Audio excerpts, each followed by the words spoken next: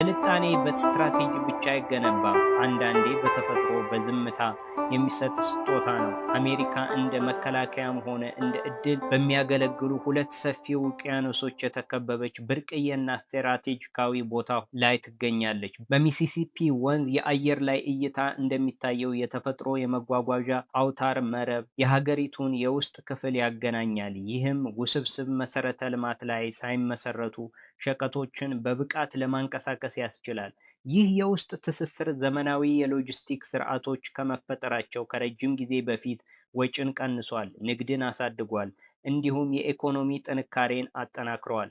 በመካከለኛው ምዕራብ የሚታዩት ማለቂያ የሌላቸው ለም የእርሻ መሬቶች ሀገርን ብቻ ሳይሆን አብዛኛውን ዓለም የመመገብ አቅም አላቸው። ይህም ግብርናን የምግብ ምንጭ ብቻ ሳይሆን ስትራቴጂካዊ መሳሪያ አድርጎታል።